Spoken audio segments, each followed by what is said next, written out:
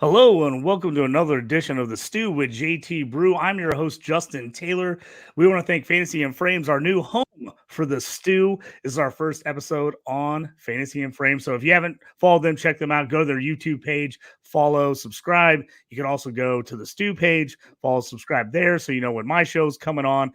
Great show for you today. I'm John Bauer from the Dynasty Theory podcast. We're going to be going over rookie tiers, kind of talking about his idea of how he sets up his sheets, how he sets up his rankings, and kind of talk a little bit about like Discord and running a podcast and what all that is like. So stick with us. You're in the stew now. You up on trades and why you move, you ain't designed to lose. Find you jumping over seemingly nothing, racking up points, makes the game a little more fun to watch. Can drop release, we started with the mock draft and now we making a mockery of the leaderboard. Quite obviously not a scrub, so start an institute, make evaluations like a commissioner do. It's to the point your wife make you watch in a different room. Update your roster and pick and choose when you get some news. Not much that we enjoy more than sifting through new statistics to make it to our end zones through different routes. Universities, institutes, down to homies who click in groups. I introduce you to the Stew with JT Brew.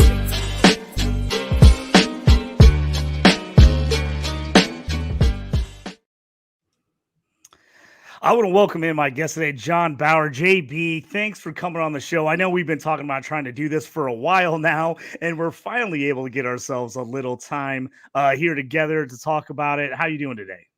I'm good. Thanks for having me on. Yeah, I mean, we BS with each other pretty much every day. It's good to finally be able to jump on and talk in person, if you will. I mean, it's been a busy time of the year. You know that. Yep, absolutely crazy. And we're going to get to some rookie draft talk and where we're ranking guys here a little bit at the end of the show. But to kind of start things off, for people that aren't aware of you or know kind of what you do in the industry, kind of tell us about your podcast, Dynasty Theory, on Dynasty Football League, our Dynasty League Football, DLF, who you work for and who I also write for. Kind of give us a little breakdown of what you guys do over there with Mitch and Coach Dan. Yeah, so Mitch and I, we started at the time the Super Flexology Fantasy Football podcast 5 years ago last month. And we were kind of trying to figure out our niche, what we really wanted to get involved in. And at the time we were like, well, you know, we don't want to just be fantasy football. We kind of wanted to have a hyper focus. So obviously with the name Super Flexology, that's exactly kind of what it implies, super flex. And we were trying to figure out like, okay, once the season rolls around, how are we really gonna go about, you know, putting up our content on a weekly basis? And did a kind of a start sit show and absolutely hated that. It was trash. And then we brought Dan in and early 2020 refocused and wanted to kind of, you know, hey, we are a Dynasty Fantasy Football show. So that's when we came up with the name Dynasty Theory. And coming up with the name, I feel like we brainstormed at least 100 different names. And that's what we settled on. But yeah, we're, you know, every single week, every single day, we're extremely focused on Dynasty Fantasy Football, the overarching strategies. We have Dan on the show, who is a former player, a former coach. He brings that mentality to the show and that perspective. And Mitch and myself, you know, Mitch is kind of in the middle from a film and analytical standpoint. And me, I'm very spreadsheet oriented. I'm very number oriented. I mean, look at me. I did not play football. I wasn't on the field. Well, correction. I played Pee Wee football in, I think, like third or fourth grade. That almost lasted 2 full seasons. Had to quit just because I was soft out there, JT. But yeah, like you know, the theory aspect is so critical, and it's something that really fascinates me. And especially if you're in a bunch of leagues, the theory part, I think, is a lot more critical than the, you know, specific player names. And it kind of gets everything under one umbrella, and it allows you, I think, to succeed ultimately, especially when you have more than one league. Yeah, let's talk about a little bit about the theory here, because I was a guy I've been playing fantasy football for 25 years. I got into Dynasty about a decade ago. Started really doing that, and I was in I was in what a lot of redraft leagues for what people, that don't play a lot of fantasy. I was in like 8 to 10 leagues, and people are like, "Oh my gosh, you're in 8 or 10 leagues," and that was just all redraft leagues with my friends because I was the guy that everyone would ask when somebody dropped out of a league, like, "Hey, can you like join our league?" Because they knew I was into it, and so I always have a hard time saying no, so I jump into everybody's league. And then a couple years ago, I started really getting heavier into Dynasty and the Theory because for me, I like the idea that you could do multiple builds. There's different ways to draft your team. It wasn't like redraft where it's like, okay, do I have the number 1 pick? Am I going to get lucky with a good guy up top or am I late? That type of thing where you could kind of build a team. Plus, I'm one of those guys. I always hated throwing my team back at the end of the year. I'm like, I love that team. I drafted an awesome team and I got to throw them back every year. So the whole dynasty thing to me was super appealing in that I like my players. I probably am on the other side of a lot of people. I get too attached to my guys and I don't want to get rid of them. And I draft too many of the same player. I know you're big about diversifying in that, but let's talk a little bit about like just kind of diversification in dynasty in general. Like that's what I love about it. I can be in 30 leagues now and it doesn't seem repetitive because all the scoring's different. I'm playing against different people. The setups are always slightly different. To me, that's what makes fantasy football so fun, that you could do so many different things. And again, there's more than one way to win. You don't have to do everything exactly by the book in order to be successful. Yeah. I mean, you hit the nail on the head, like the different formats, even if it's, you could play in so many 12-team super flex leagues, but throw in different wrinkles and it changes the dynamic of the league. And for me, when it comes to formats, I like anything that's going to add positional value to more positions. I want there to be an emphasis on incorporating the quarterbacks, obviously super flex or 2 quarterback or tight end premium leagues for the tight ends. But when you get that and it's not your chalk, like just 1 quarterback, no tight end premium, just typical start 2 running back, 3 wide receiver, whatever the case may be. It's not the typical chalk where, okay, everybody kind of looks to build their team the same way. When you have these different wrinkles and these different settings, whether it's starting requirements or scoring, there really is, across the league, so many different ways. And you said it, JT, to build your team, that you see people really overvalue or undervalue one position over the other. And by default, then because of that, it really starts to increase trading opportunities, because when you have people that don't value, even if it's just a position and group as a whole instead of a specific player, then you start to have more opportunities to make some moves. And it's funny that you mentioned, whereas maybe I looked at, I'm not looking exactly at a specific player. I know that you are a get your guy kind of guy. When we're in the Discord, when we're posting trade polls or talking about rookies, you're like, that's my 4th round rookie dart throw. I'm getting them. Or, I Steelers and Colts. Those are your dudes. So but again, like I can be successful. You can be successful doing what you're doing. There is no one way and no right answer. And that's why, like, when we have these trade questions, it's always like, okay, what are your league settings? What is the scoring? What's the league dynamic? Because we have these overall values across dynasty in general, but you have to really break it down, and it gets even more specific in each and every league. Whereas, it's not just like the stock market where, like, okay, this is the price. Yep. Your league is your stock market. It's going to be different league to league, and just being able to have fun with it and build the way you want to build, whether it's just a numerical value that you're associating with a player, whether it's an actual name, I think that's all ways that allow dynasty to really be, I mean, I don't want to knock on redraft, but I think the premier format, Dynasty Theory, like, we love dynasty. It's my first thought when I wake up, JT. It's the last thought before I go to bed. I was laughing because I was telling people like before the draft, I was having like draft dreams of like Marvin Harrison Jr. getting drafted by the Colts. And I'm like, man, I might think about this probably a little too much if these are like the dreams I'm having heading into the draft. Hey, But there's a lot worse vices out there than fantasy football. that's for sure. But the best thing about Dynasty is it never goes away. You have it all year. That's what I love. It's like, it's not like, oh, I'm waiting around for football season. Like, yes, we are waiting for full football actual on TV back. But, you know, we've got the draft. We've got the schedule coming out here soon. I mean, we've got all kinds of stuff to lead us up that way. And then you got, if you're in dynasty leagues, I spend all summer drafting. So it's like, I'm not like waiting for the league to get back because I'm in it the whole summer. I've already probably drafted in 5 leagues. And I've got a few more coming, and I've gotten bigger. And I know you don't play it necessarily because I know we're in some Debbie leagues, but I've gotten to some C2C leagues this year. So now I'm double drafting because I'm drafting the NFL side and the college side. So I mean, I've got my girlfriend looks at me all the time. It's like, she's like, what are you doing? I'm like, oh, I'm on the clock. And she just knows what that means now. Because I'm like, give me a second. I got to like concentrate before I get out of the car. We're going into dinner. I'm like, hold on. I'm on the clock. Let me like make sure I want to know what I want to do here. So do you ever see that meme where it's the guy in bed with his girlfriend or wife and he's on his phone and she's like, I bet he's talking to other girls.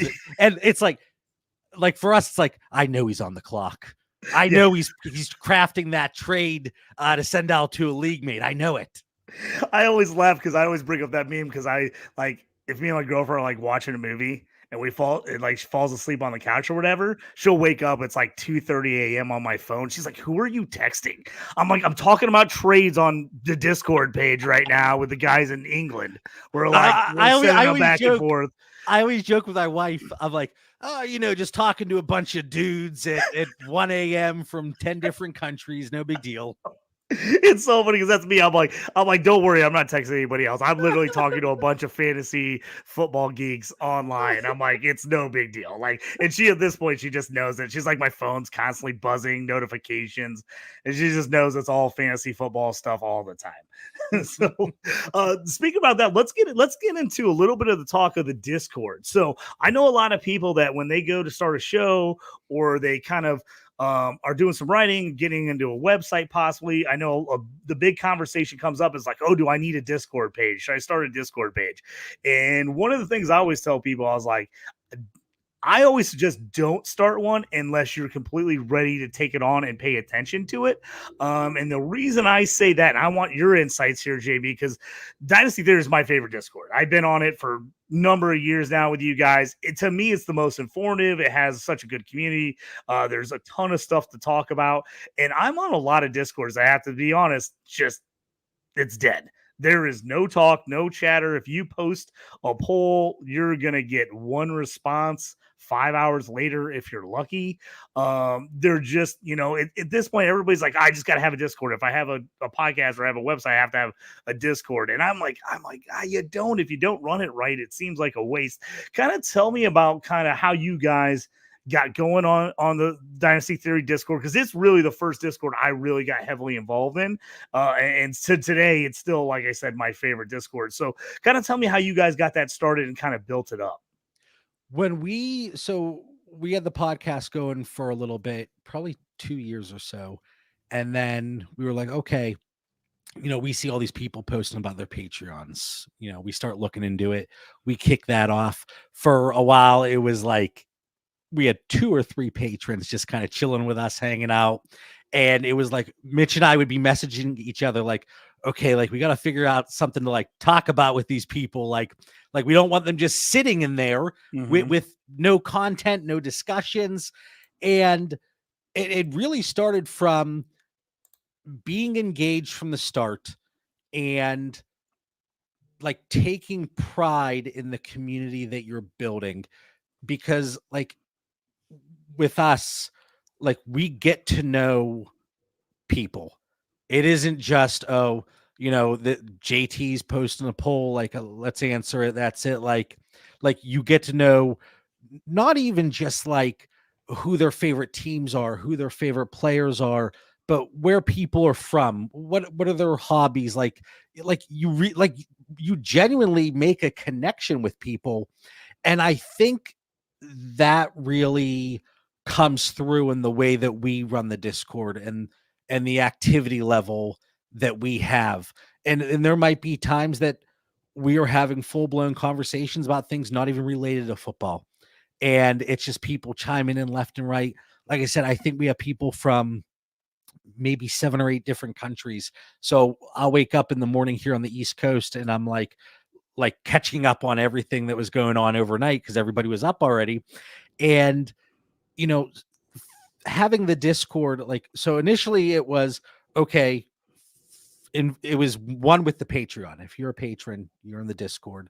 And then it was like, okay, let's open this up to everybody. We have our patron channels, but we want to bring people in that, not everybody is in a ton of leagues. So you don't want to throw $5 a month for, conversations and content when you're in, a $110 league, but you want to be able to jump in these conversations whenever things come up. And that's something that we want to do. So we open it up to everybody. And then me, because I'm so indecisive and fickle, we closed it off from the public and went back to only the Patreon.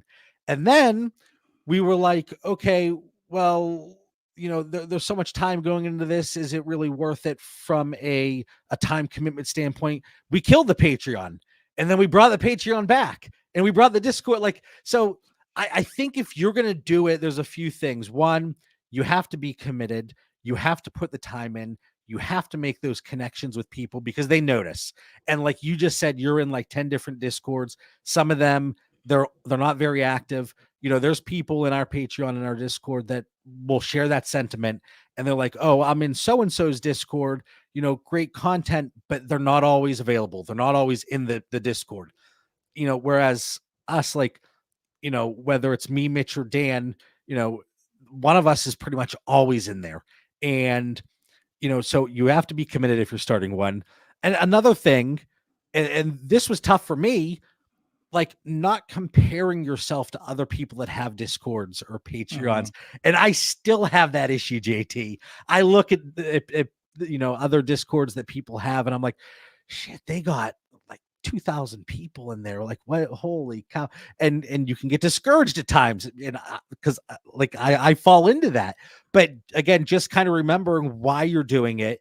It's because you love fantasy football or whatever Discord you want to start. It doesn't have to be fantasy football, but you love the topic. You love engaging with the people and you want to make those connections. And I think all 3 pieces of those, that is extremely critical if you're going to have a successful Discord. Yeah, I agree with you 100%. I always think, I think about me. I'm on there quite a bit. And I'm like, man, I can't imagine how much these guys are on there because everybody's always tagging you guys like, hey, what do you think about this? What do you think about that? But I do think it's nice in that Discord that it's not just you guys. There are a lot of other people kind of stepping up and answering questions. So it's not 100% on, Mitch, JB, Coach, like, 1,000%. Will you guys just give me your answer? Like, people at least throwing in comments. I mean, I love the trade page. I think the trade page is super useful. We've had people, they use it, they say, hey, put up a trade. I haven't sent this yet. What do you guys think about it? If it's super one-sided, they're like, okay, what do I need to add? What do I need to change? And I think that's a great thing just to, be able to bounce that idea off people. Because that's always why I like to have a partner. I'm in a lot of leagues where I'm a co-owner. And I like to have somebody I can bounce the ideas off of. It's kind of nice. This is like I have 25, 40, 50 co-owners on a team where I can bounce ideas off of them and be like, hey, what do you think about this? What do you think about that? And I think it's good because, again, you see a lot of times there's like, oh, everybody's voting one way. But then you'll see like, oh, that's like 50-50. That's like one way or the other. And then you get some preferences in there. And sometimes it's just nice to kind of like, talk it through with people like, okay, why do you like that more? Or like, oh, I'm this side. I really need this, and this. Like, okay, if you need, because that's how way I'm in a lot of them. I'm like, I could go either way on this poll. It depends on what you need. So that's why I changed the poll type too. No, before it was like you could see everybody's votes. So of course groupthink comes into play a little bit. And you're like, oh, like everyone else decided, I'll just throw my vote there.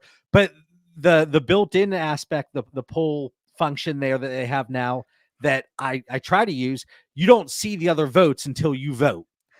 Yeah, So I like was you laughing start, about that because that was me. I was like, I think it was like 2 nights ago. I was like, I had gotten behind. I hadn't went around to pay attention. I saw there was a ton of polls up. I was like, I should go through and vote on these. So I went through and voted on like 10 or 15 polls, and they're all popping up. And I'm like, oh, I'm on the opposite side on like almost every one of these. I've I had was like, of I had course one I earlier am. today. It had 8 votes already, and when I voted, it was 8-1. I was the one, and I was like, "Screw you guys! What are we doing here?" I loved it because I was like, I've been looking lately, and I'm like, man, I am on kind of I'm on the other side of that. But I always think But that's you good you too you because said you said earlier, and I don't mean to interrupt, JT, but you no, said no problem. earlier, and this is what I love about it too. Like me, Mitch, and Dan, like we don't have to be in the conversations. Like I see you answering questions for people in our Discord about Devi or C2C questions because like I do some Devi, but that's certainly not my strength, and certainly not C2C.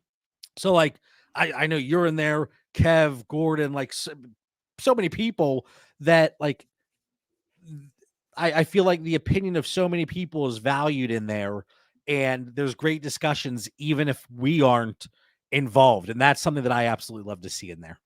Yeah, another one to bring on top of that, like IDP. I know you guys don't play IDP, but we have an IDP channel. It's super small. It's like a handful of us that are in there, but it's kind of nice because, like, if you're just looking for a little bit of tidbit from somebody, we'll go in there and tag everybody basically on that page and be like, hey, what do you think about this trade? Or should I pick up this guy or drop that guy? And, it's not like you need you know, 1,000 people to tell you one way. And sometimes it's just one or two. I just need somebody to give me some kind of confirmation, tell me yes or no, am I crazy or not. So I think I like that about your guys' Discord page too, is even though it's not stuff that necessarily you guys are always into, there are people in there, and then you can kind of, pick and choose which one of those you want to jump into. If it is C2C Devi page, the rookie page has been great, to jump in there, go through all the rookies when everybody's talking about this time of year, rookie drafts, what they've seen, what they haven't seen. And I tell you what, you guys do one of the things I like a lot. You guys do the NFL news page where you just post NFL news.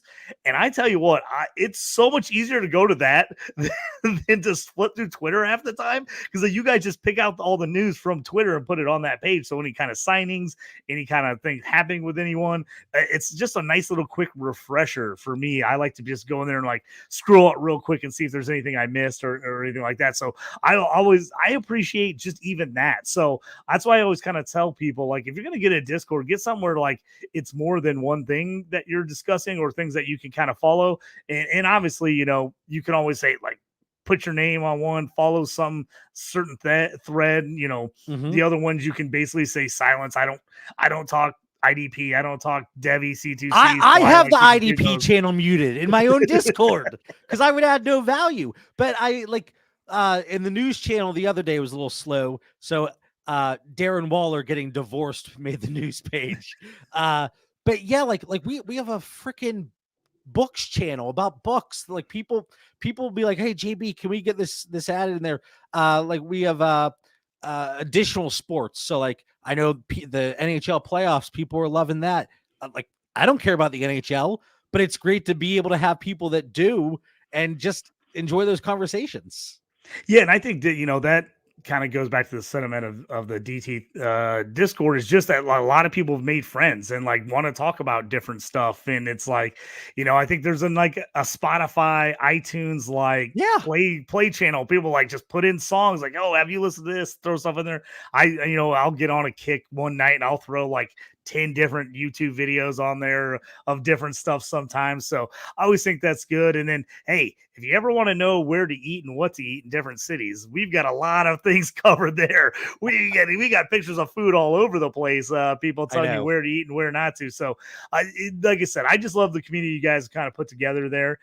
It's not the biggest one out there, but it's like the people that are in it are like in it, they care about it. And like I said, I haven't hardly met anyone that's in the Discord, like in real life, in person, but I feel like I know a lot of these guys. Like I know a lot what's going on with their life and their families. And just like things. Are you going to Canton this year? I am. Last year was my first year going, so this year I'm going. So my plan is to try to meet up with you guys if you guys are there. Me and John McGlynn will be making the trek again. So pretty pumped about it. Last year I was a little bit like, wasn't sure what was going on. It was my first time kind of like trying to feel it out, but I feel like I'm better prepared this year. Now I kind of know the lay of the land and what's happening, and I can like get a schedule of what I need to do and where I need to go. Because last year was just kind of like, I'm not sure what we're supposed to be doing, and I kind of was just floating all over the place. But yeah, it was a good time, and I'm definitely looking forward to going again this year. Despite what I show on the podcast, and even like in discussions like this, like I was an anxious mess, and like at times, like I am an introvert. So when we were there 2 years ago, I'm like, oh, like that's so and so. I can't go say hi though, or like we talk on Twitter, like we you know, and I'm like, nah, like I'll just sit here and just I got my crew here. I'll just stay here. But no, we'll definitely enjoy a few beverages out there. Yeah, I tend to do the same thing. That's why John McGlynn's the best. He goes up and talks to anyone and everyone. He just like, JT, come talk to this guy, come meet this guy, like blah blah blah. He just and I always think the funniest thing about that is everybody kind of knows each other by their Twitter handles, and then a lot of people don't have their actual picture on Twitter. So a lot of people, you're like, who is that person? You see them, and you like once you figure out the Twitter name, you're like, oh, okay, that's that guy. But you don't ever see what they look like because they don't have a picture of themselves, and their name is not their name on on the page. So you're like, oh, okay, that's that guy. All right, that makes sense. I mean, we have people in the Discord that don't use their name, and that's, I mean, like Ron. His name's not Ron. I'm not going to call him his real name. Like it's so funny. I remember the first time I was mentioning him about a trade in a league about something, and he was like, "Oh no!" He told me what his real name was. I was like, "What?" He's like, "Oh yeah, that's just like a Twitter." I was like, "That is crazy." I would never even have thought that wasn't his name, but now that's what just everybody calls him. They know him by, so it's so funny. In the Discord, he's been quiet lately, but Corduroy, I called him Cord the whole time in Canton. Not going to call you real name. This is what I know you by. That's exactly. It would almost be weird to call him by something else because it's like that's how you identify them. You know, it's like, well, and then the one that always throw me off is when people change their name. I'm like, wait, who's this? Oh, that was yep. Who was it? Has their Twitter's the artist formerly known as Jewy. Yeah, Jewy. It's like he changed his name, and I'm like, what are you doing? I'm like, you guys can't do that to me. You're throwing me all off. I don't know who's who anymore. So it was great. So if you're looking to start a Discord, take what John had to say. I'm sure, feel free to message him on Twitter, ask him some questions about how they kind of got going. Like I said, I'm on quite a few, and that one is my favorite. I'm on there. I would say 90% of the time I'm on Discord. I'm on the Dynasty Theory Discord. So great group of guys there and things going there. John, now let's talk about what everybody came here for. They want to talk about your sheets, your spreadsheets. You're the spreadsheet guy. Everybody knows you as part of the Patreon package. You get your Google Drive of all your sheets, all the different things. Kind of talk to me about, you said you're a numbers guy. Talk about how you kind of set this up and get going. And then from there, we're going to jump into kind of your rookie rankings pre and post draft. Yeah. So I went to school for applied math. And now I work in real estate. So not too much mathematics, but like for me, again, because I don't have necessarily the film watching eye. I didn't play the game. Obviously, you pick up on things through things that people talk about and just watching football on a constant basis over how many years. But for me, the easiest way to really get involved was spreadsheets, whether it's like a threshold scoring system that I do for the incoming rookies, whether it's the cross positional and rookie tiers. Like, so for me, the cross positional tiers, it's like what I'm most active and involved in, you could say, with the patrons. And that took a lot of time to get set up. So I have my obviously quarterbacks, running backs, wide receivers, tight ends, the corresponding pick that I would look at in the current draft, the 1 year out pick. So where would that kind of go? But like trying to figure out, okay, where are the market inefficiencies? Where are the values? Like I use Dynasty Daddy positional ADP.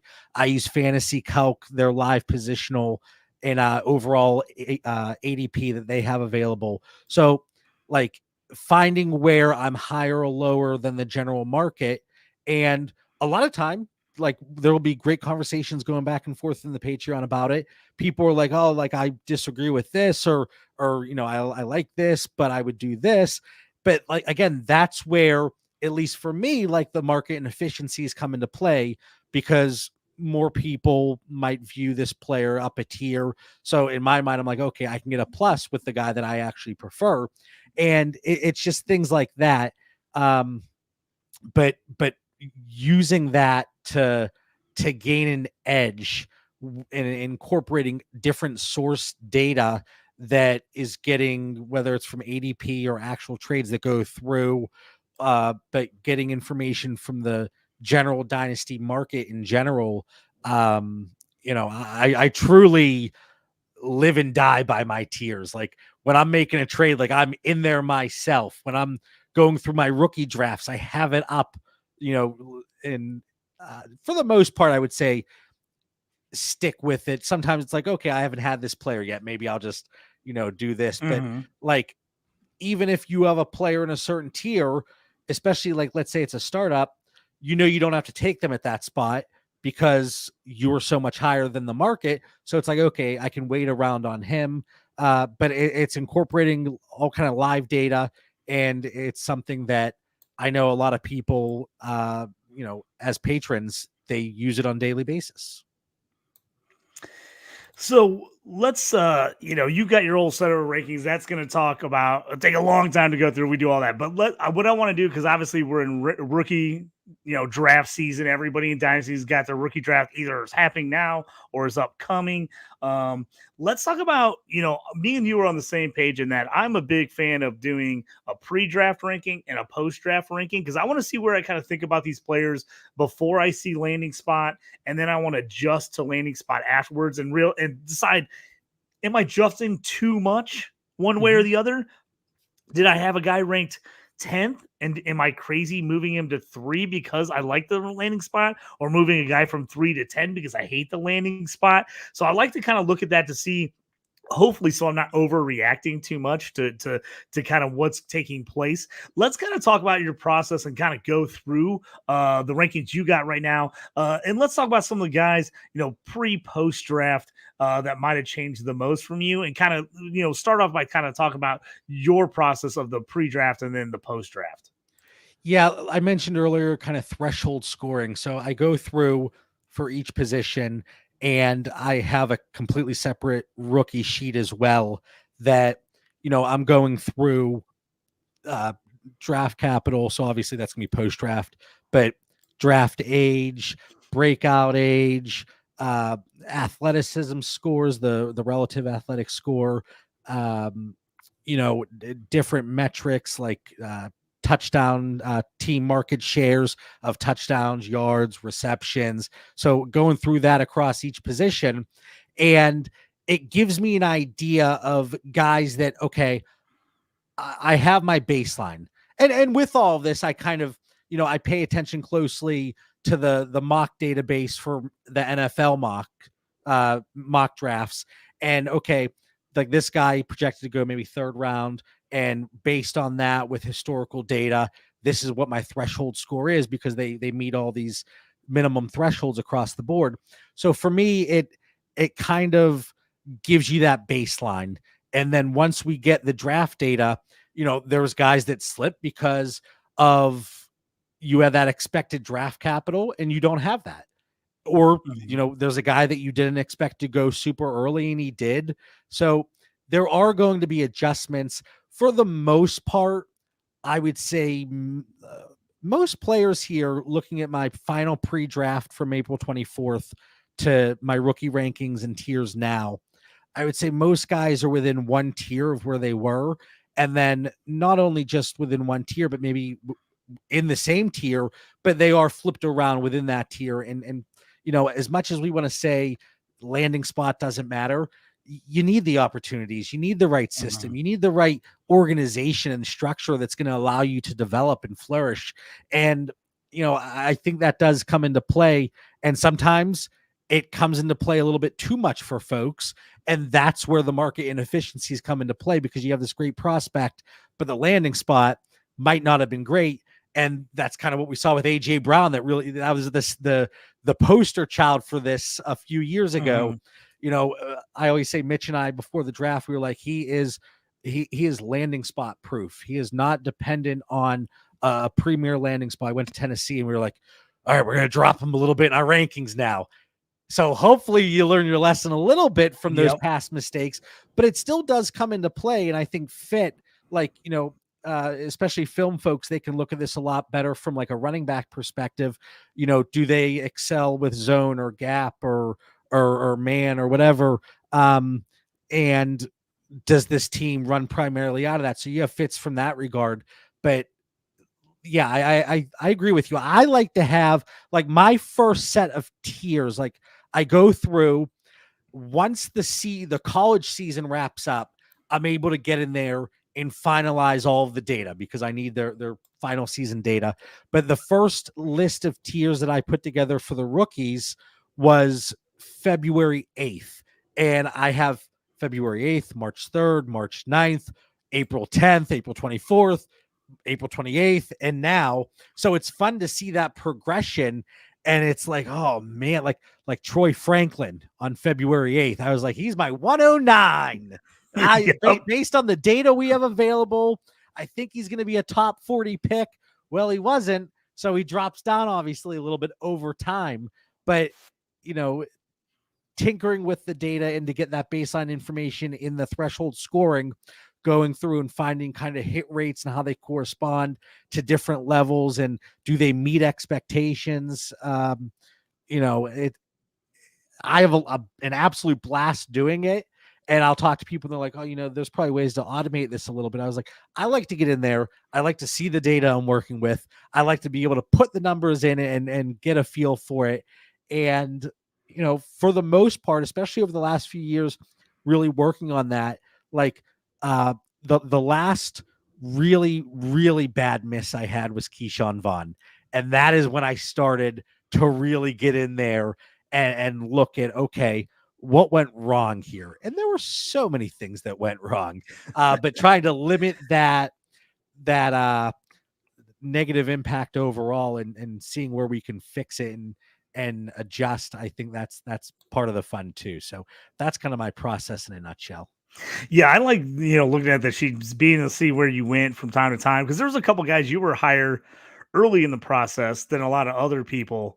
Look, going all the way back to your February date, you had JJ McCarthy in there at 110, where a lot of people were like, is he even a first rounder? And you had him at 110. You had a lot of those running backs. You had Estime a little higher than most people, but you had Trey Benson and Jonathan Brooks right there, right behind him. And just kind of seeing where those guys kind of went up and down. Let's talk about your last rankings right before the draft and then post-draft rankings. Let's talk about some of the guys that moved up or down for you, specifically either landing spot or you just, with the draft capital, you're like, man, I thought that guy was going to be drafted a lot higher, or he did get drafted a lot higher. And you're like, all right, do I like him now because he did get drafted higher or not? Kind of going through your top guys, post-draft. You're right up there with a lot of people. Caleb Williams at 1, Marvin Harrison at 2, Jane Daniels at 3, Malik Neighbors at 4, Drake May at 5, Brock Bowers 6, JJ McCarthy 7, Roma Dunze 8, Brian Thomas 9, Bo Nix 10, Xavier Worthy 11, and Lad McConkey 12. So let's talk about a little bit about that, because some of these guys you had pretty similar. You had Lad McConkey was right in that range. Bo Nix was right in that range. The biggest mover, it looked like to me, you didn't have a ton.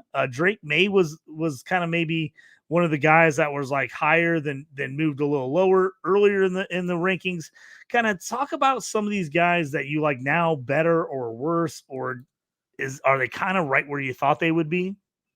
Yeah, there are a few guys in, like, from a landing spot perspective, and to give some context, I'll say where I had them previously as well.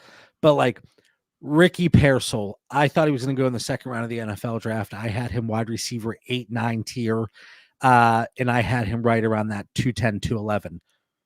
Now, if you told me, hey, Ricky Pearsall goes in the first round of the NFL draft, okay, he's going to bump up a little bit. He's still at 208 for me, so he really didn't see any movement. He actually dropped in relation to other wide receivers. Like that 49ers landing spot, for better or worse, he's a player I don't think I have one share of. I know obviously there's the talks about Deebo Samuel, Brandon Ayuk possibly being traded this year. Now it sounds like, okay, they're going to be set for at least 2024. So Ricky Pearsall could be a guy that maybe you get an impatient manager, you can get a discount on him throughout the 24 season. And then maybe next off season, they explore something. Okay, they feel comfortable with what they have and they move off of Deebo or Brandon Ayuk, and Ricky Pearsall really sees a jump. JJ McCarthy, not so much from a ranking standpoint, but from a tier perspective, I bumped him up into that, somewhat large tier of Malik Neighbors, Drake May, Brock Bowers, JJ McCarthy, Rome Odunze. And because I had a real separation between 108 and 109, I traded up to get a good amount of 108s. And because of that, JJ McCarthy, I think, is going to be my most rostered rookie quarterback, because typically he's been the one. There's some variance between Drake May and JJ McCarthy, but for the most part, JJ McCarthy is the quarterback that's slipping there. And then like Brian Thomas, again, he has not really moved for me. I like the landing spot. I like the draft capital. I had him as my wide receiver 4 pre-draft. I still have him as my wide receiver 4, but I have very little Lad McConkey, Xavier Worthy, and Jonathan Brooks, because Brian Thomas has been slipping. He's been going 112, 201, 202 for the most part. And because of that, like, I've been taking him there, and same with Bo Nix. I've been getting a decent amount of Bo Nix, but like lower guys, trying to see exactly, let's see. Like the running backs are interesting because you have your 2 in Trey Benson, Jonathan Brooks, and then pretty much in every single rookie draft I've done, you see a drop, and then you get into the Corums, the Lloyds, maybe Jalen Wright. That's kind of the top 5 then. And then it's the Wild West. It's, who really interests you. There's a profile for everybody. And you could make a case for so many of these guys, like Will Shipley. If Saquon Barkley goes down, there's so much contingent value. Audric Estime, we've already heard Peyton talk about his expectation for him. And, Javonte Williams might be gone next year.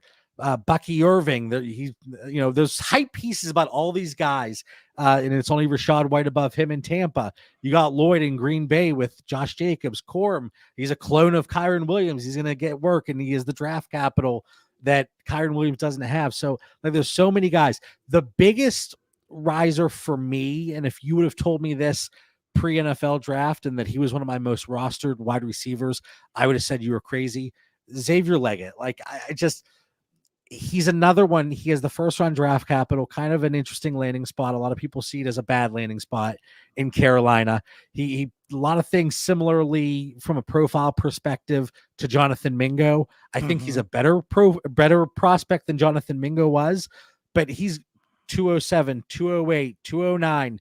I'm getting a first round wide receiver with some questionable profile standpoints and in aspects, like especially the super late breakout, but that's already baked into his price. So I think Xavier Leggett's been one of those guys that rose for me. And Jalen Polk too. I thought he was going to go in the third round. He gets top 40 draft capital, possibly to be the wide receiver one in an offense where you have a quarterback now in Drake May that has shown he's willing to sling it. So this isn't the New England Patriots that they were rolling out Mac Jones, Bailey Zappi, Cam Newton. Like I think the Patriots could be one of those surprising stories this year, where we kind of talked about Seattle 2 years ago, Houston last year. Am I saying New England is going to be like Houston exactly? No, I'm not saying that, but I think there could be on the uptick. So those are a few guys. And Devontae Walker, I was high on him at the beginning of the process, and now I'm like, I don't even want to think about Devontae Walker. I was going to tell you, I'm the same way. I was looking at your rankings. I'm the same way. He was a guy that I was already like a little iffy about coming into the draft prospect, just where everything he's done. He was decent when he finally played for Carolina, but then he did not look good in the Senior Bowl. He just the whole draft process did not seem to go well for him. And then he turns around and he ends up on the Ravens, which, we hate to say like, oh, well, you got Lamar, you got a good quarterback. Why is that a bad spot? It's just like, I never like any of these guys being on the Ravens because they never seem to kind of bust out. So he's a guy I haven't picked him once, and I'm not sure how far you'd have to drop for me to actually take him. To be honest with you, there's so many guys around him that I'm like, I'd almost take 5 or 6 guys in the same area as him that I just he never gets to me where I'm like, okay, it's so late that now I have to think about taking him. It's like, there's always somebody else I like better right there. I think I scooped him in the 5th round of one. And it's so funny. I think that's where I'm at. If he got to the 5th, I might just take this. I'm like, it's a 5th rounder. But man, he's a guy that's fallen for me. For like, I just looking at your rankings, like Polk moved up almost a whole round for you. He went from like 3-6 to around 2-6, and then Xavier Legette, for me too. He's a guy that I'm loving in drafts because I originally coming into the draft, I know people are out on the late breakout, and I was doing mock drafts pre-draft, and he was like going anywhere from the end of the 1st round to like early 2nd round, like early in the process. And then like, as more people talked about the late breakout, he kind of slipped more and more in mock drafts, and he was getting like later 2nd. I even got a few, he got into the 3rd, and I was like, if he's going into the 3rd, I'm all over him in the 3rd. And then he got taken to Carolina in the 1st round, which I was with you. I was like, I liked him a lot, but I thought, man, mid-2nd round is as high as he's going to go. Right. Like, nobody's going to take that high of a chance on him. And then when he went in the 1st round, I'm like, I don't love Carolina and I don't love Bryce Young, but man, it's like him and Deontay Johnson. And then the aging Adam Thielen, and then Mingo, who I actually think the Mingo thing is helping if you like him, because people who are mad about Mingo now think that Legette is Mingo. They're like, they think he's the same player. So I'm loving it because he's dropping in drafts. I had some late 2nds that I thought there was I'm like, am I going to have to overdraft him in the 1st? Now I'm just waiting to see if he gets me in the 2nd, because I'm getting that mid to late 2nd. He's falling there in a lot of drafts. And for me, I absolutely love it. I think the guy can be really good. I know a lot of the analytics say no, but I watched him a ton at South Carolina last year on not a very good team. And man, he was really good against some pretty good defenses. So I'm high on Legette. I put together the rookie draft tracker that I included in the tiers, and Legette's going 207 on average, as low as 211 in the drafts that I'm in. So it was probably me that took him at 211 and said, I'm not letting him slip anymore. Yeah, I love it. And he might bust. He very well might bust. But at that price, I'm willing to find out. That's where I'm at with you. Even if he ends up not making it, I'm like, man, if I can get a mid to late 2nd, I'm on a guy who's a 1st rounder. I'll take the shot. And if he doesn't make it, he doesn't make it. But to me, it's kind of worth it. I was just kind of look through here a couple other guys maybe you want to talk about. I mean, a big riser, especially in tight end premium leagues, Ben Sinnett out of Kansas State, going 2nd round to the Commanders. I mean, he was a guy that, I saw people come around late to him in the draft process. I originally had him as my tight end. I was like 3-4-ish, and then I kind of moved him up to my tight end 2 behind Bowers. I started like watching him a little more, and I'm like, man, I kind of like him more than Jatavian Sanders, which I was a little surprised I was going to say that. But once I watched him at the combine and then went back and looked at some other stuff, I'm like, I might like him a little bit better. And so I moved him up my tight end 2. When he went 2nd round, I was I always think we get sort of shockers with these tight ends. You never quite know where the NFL is going to value them. Cliff Kingsbury's not known for really using the tight end a lot. So what do you think about Sinet here? Because I'm a little all over the place. I like him as a player. I'm a little worried about how many targets he's going to get. But I mean, Zach Ertz is pretty old. Let's be honest. Like he was already starting to lose some share to McBride before they basically asked for the trade. And so I think he gets a lot of work. I'm just worried, is he going to end up being a lot more of an H-back and blocker than they actually use him in the passing game? Yeah, that's exactly it. And looking at the range, he's going 205 to 310, but some of those are like 2 PPR for tight ends. Some of those are non-tight end premium. So it's kind of hard to gauge the tight ends there. But I do have him as my tight end too. But he is, for the most part, been going a little bit earlier than I want to take him. So I haven't ended up with too many shares, but the opportunity is going to be there. Again, I think he's versatile. You hear the way they talk about him in terms of being a blocker. We're not getting fantasy points for that. But I think if that, you get in the coach's good graces, you're on the field, especially with Zach Ertz is really the only competition at tight end. I think we do see Ben Sinnott quite a bit. And if you're in 2 PPR leagues, like end of the second, I'm okay with him there. But I've seen like early second, I can't get on board with that. There's just a little bit too much risk there.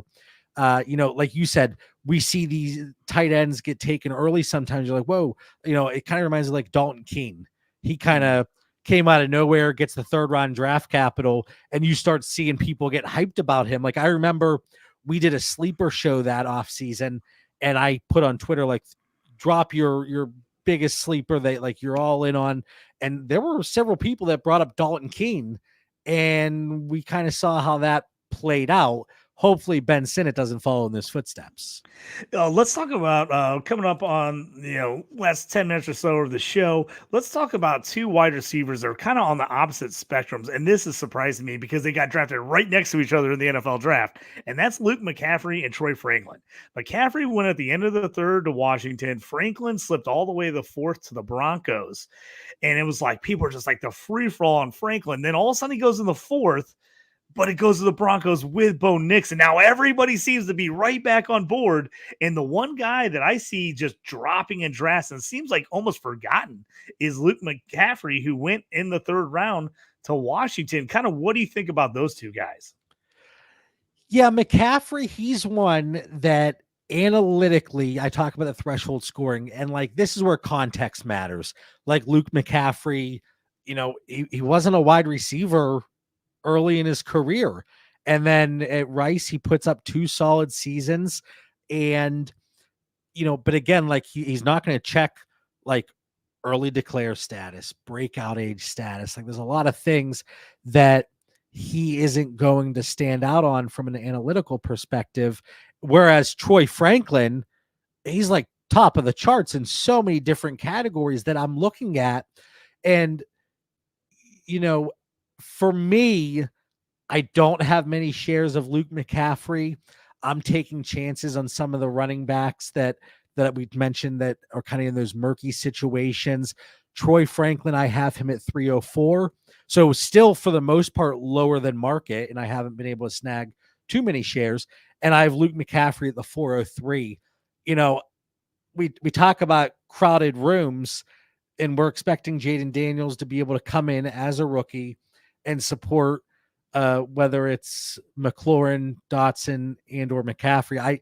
I just, maybe this one is too much tunnel vision on my part with the analytical perspective, but Luke McCaffrey, just a player that I'm not actively going out to acquire. Whereas I know Dan on Dynasty Theory, he loves all of these legacy guys. He's like, oh, if you got NFL in your blood, I'm all over you. I'm good to go. So like, this is his perfect draft class. Luke McCaffrey, Brendan Rice, like Frank Gore Jr. Yeah. Marvin Harrison Jr. We got everybody. I mean, it's like the whole crew, everybody I grew up watching, everybody I first got into fantasy football, and now that all their sons are on here, that tells you how long I've been playing fantasy football. Okay, yeah, I like McCaffrey, but he's kind of one of those guys I'm waiting on. If he falls to me like late 3rd, early 4th, I'm snagging him up. Do I think he has a big year this year? No. I feel like he's definitely a guy that's going to need at least 2 years in the league. If he is going to end up being that good wide receiver for fantasy, it's just going to take him time, I think. He's got the athletic profile, but it's just, again, a guy hasn't played much wide receiver in his life. It's just going to take some time for me, and then also working with another rookie quarterback. So I'm taking him if I'm willing, if I got room to stash. If I can stash him on a taxi squad, I'm doing that because I don't expect to play him at all. Let's talk about some running backs. Go ahead, JB. I just had 2 draft picks here like 5 minutes ago, and at 402 in a 12-team Superflex 2 PPR for tight ends, I took Will Shipley over Luke McCaffrey. And again, Will Shipley might ultimately be absolutely nothing, but it's kind of that contingent value that I'm looking at with him. And then at 309, I took Javon Baker over Luke McCaffrey. So just to kind of show where I am on those guys. Yeah, and I'm there with Baker. I'm probably taking Baker over McCaffrey too if he's still there. Let's just here to kind of finish things up. Let's talk about these running backs because this is like a really convoluted group. And getting on the Discord, this is the one I've seen a million questions about. Everybody's like, "Who do you guys like?" And I feel like this is the group that to me has totally changed from before the draft and after draft. I've been a Trey Benson guy, number one, since last year. He was at Florida State. I've kind of pounded, the drum. You and I were talking about him in Devy drafts last year. Absolutely. I grabbed him in Devy. I think you might have got him as well in a Devy. I was like, hey man, he's my guy. I think if he can get a good landing spot, I just really like everything he does. I love the Arizona landing spot. I like what that offense is doing. Kyler now, McBride, Marvin Harrison, it's still some James Conner there, but I think that's going to be able to let Benson kind of ease into it. But I really like him. I like that offense. So he's still my RB1. I know a lot of people are on Jonathan Brooks. Brooks is 2 for me. I just like that offense better in Arizona. And while I love James Conner, he is 29. He has missed some time. I think the Cardinals, we've seen them have to go deep down the bench a couple times for running back. So I think Benson's definitely going to see some more time. So he's up there with me. I think Jonathan Brooks, most people either have 1 or 2 with that Panthers landing spot. But then it gets real convoluted.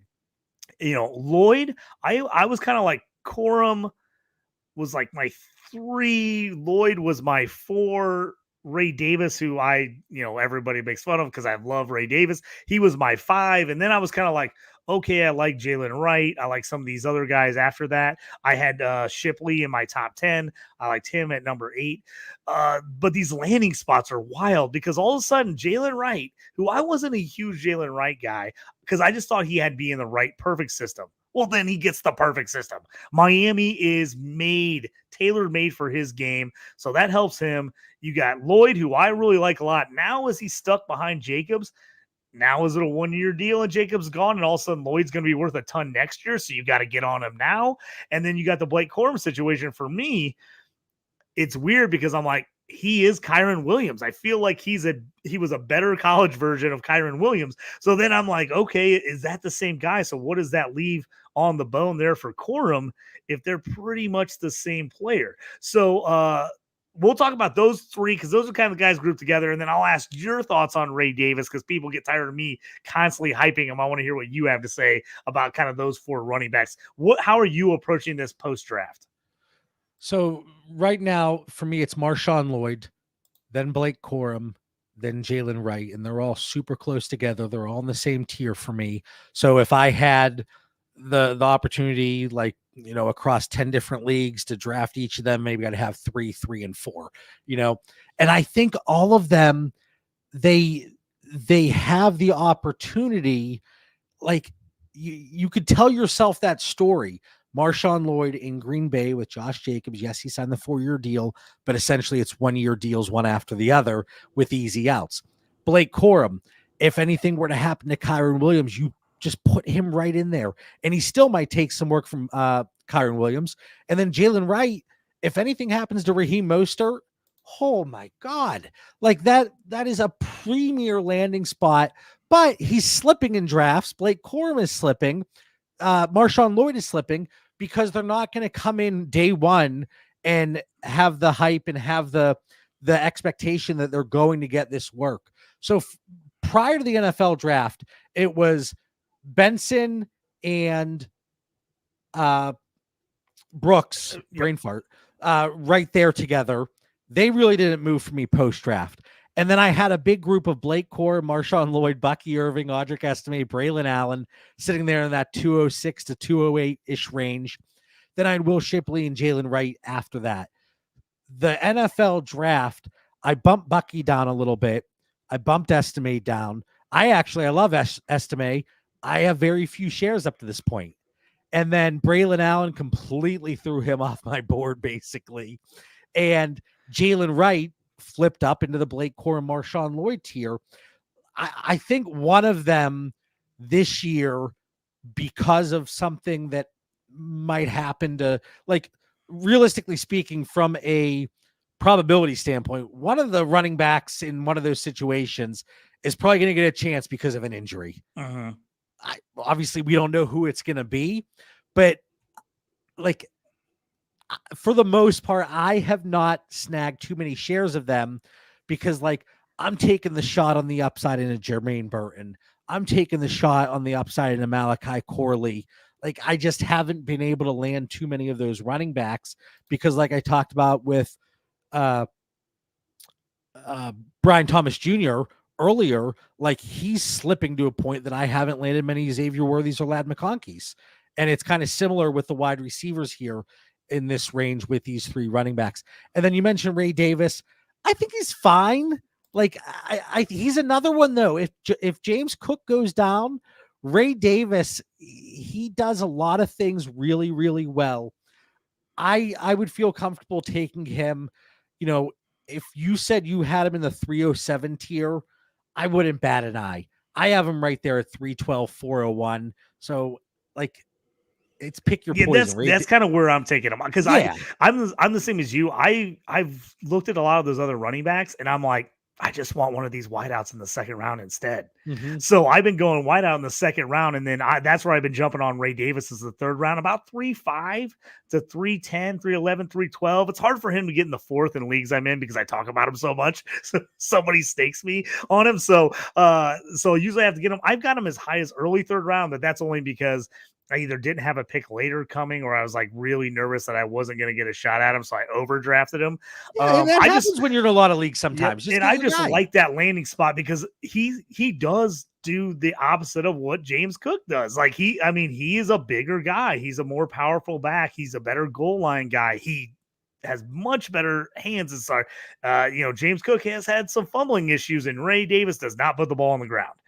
He does not fumble. So I like that spot for him. I don't expect him to go in, take that number one spot, do anything like that. But I just think they're going to work him in more than people realize. And then, like you said, if anything happens to James Cook, I think he automatically shoots up big time in drafts. And I'd just rather take a shot on a guy like him in the third and take a wideout I like better in the second, for me personally. Because I have no problem waiting and taking Estime or Davis.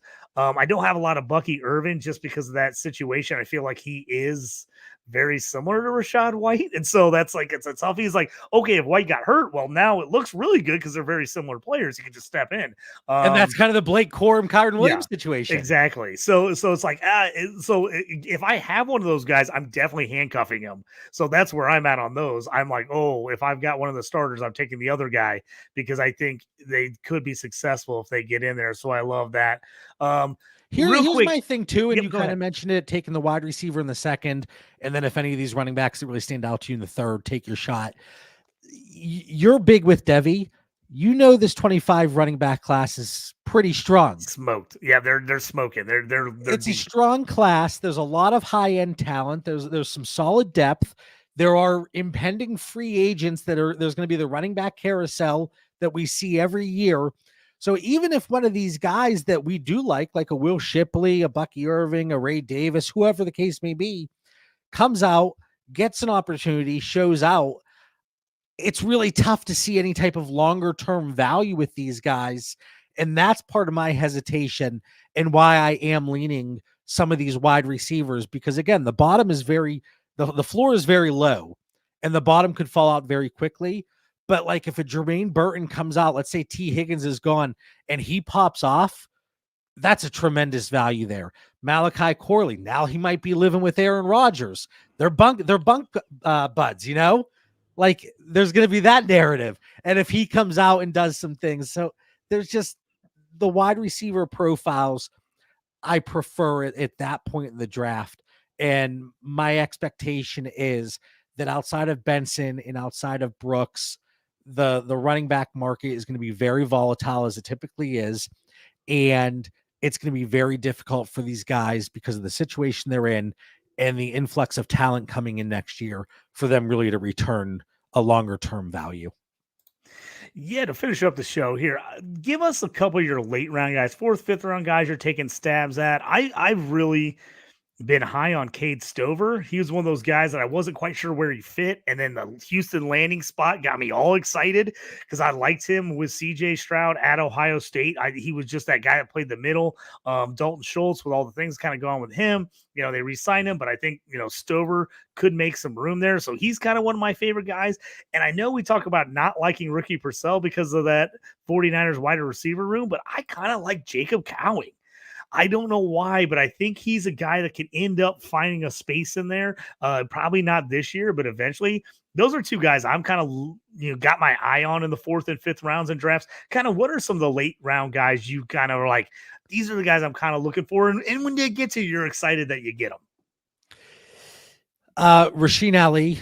I love Rasheen Ali. 4'11", 412 to close out drafts. If you have 4 rounds, I've been taking him. I need to update this, but as of yesterday at 1 p.m. Eastern time, Cade Stover was my 7th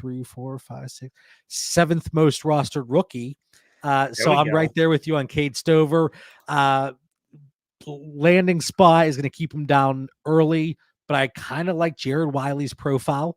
I think he's going to be an interesting one. Somebody in the Discord said he is going to be what we wanted Noah Gray to be whenever Travis Kelce is done. And I think that could be the case. Tyrone Tracy, we talk about Luke McCaffrey not really having the wide receiver experience. You have Tyrone Tracy, similar from a running back perspective. Isaac Guerendo, I think he can win out that number 2 job in San Francisco.